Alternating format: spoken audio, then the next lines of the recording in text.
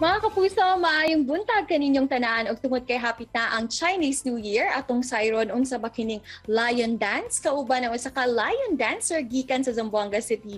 Walay lain pa kundi si Sir Oliver Wee. Maayong buntag Sir Oliver and welcome dito sa At Home with GMA Regional TV. Kamusta po kayo? Ay, magandang umaga po, kapuso. Sir Oliver, ipakilala niyo naman po sa amin kung saan or paano ba nagsimula ang inyong Lion Dance Group na Chonghua Lion Dance Group. Nagsimula ito higit 2 dekada na.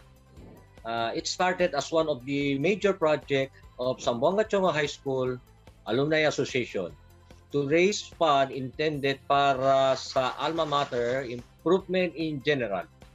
The group is called Zamboanga Chonghua High School Lion Dance Troupe. Para po sa aming kaalaman naman, Sir Oliver, ano po ba ang kwento ng Lion Dance at paano ito naging importanteng bahagi ng kulturang Chinese, lalo na every Chinese New Year?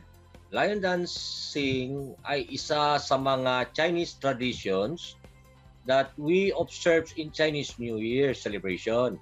Ito ay may paniniwala na para umiwas sa bad luck at ito din ay sa tawag na swerte para sa bagong taon. Sa unang panahon, it performed to chase away all the negativities and showers a fresh new start full of blessings.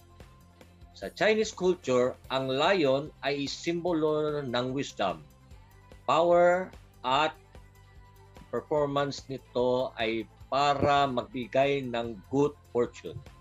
Saan po ba kadalasan yung mga performances ng inyong grupo at paano nyo naman po ito pinaghahandaan? Sa kadalasan ay pag-perform ng grupo ay sa Chinese New Year. Naganap ito sa Chinese community, sa mga tindahan, offices, at meron din sa mga bahay-bahay. Kahit hindi silang Chinese, naniniwala din ganitong tradisyon, kaya ini-invite din nila kami sa kanilang mga tindahan.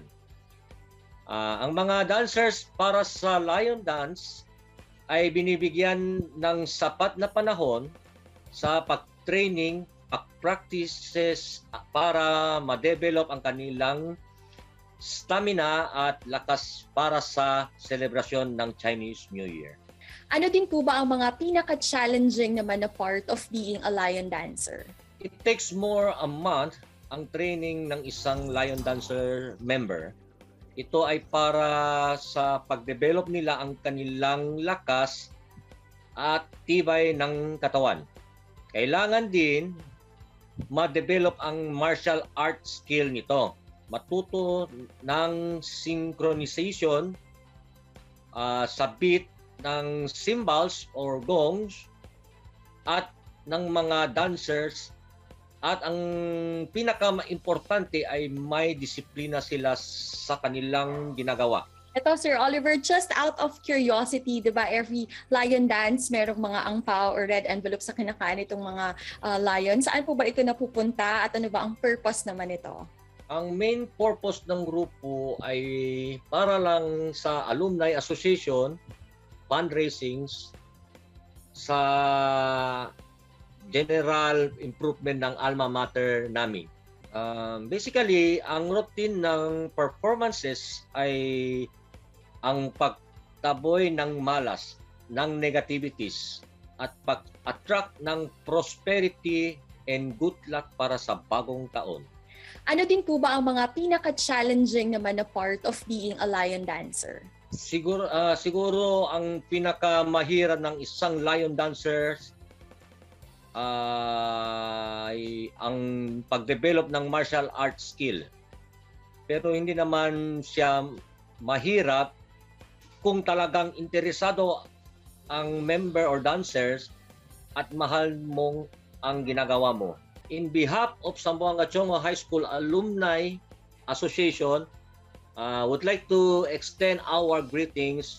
May this coming new year bring us joy, happiness, prosperity, good health, good fortune, and many more. May your home be filled with all the you need to be comfortable in life. Happy Chinese New Year, kapuso. Yung hi huatsai, ansi ruyi. Xie. Maraming salamat Sir Oliver sa panahon na inyo pong ibinahagi dito sa At Home with Gia Bay Regional TV.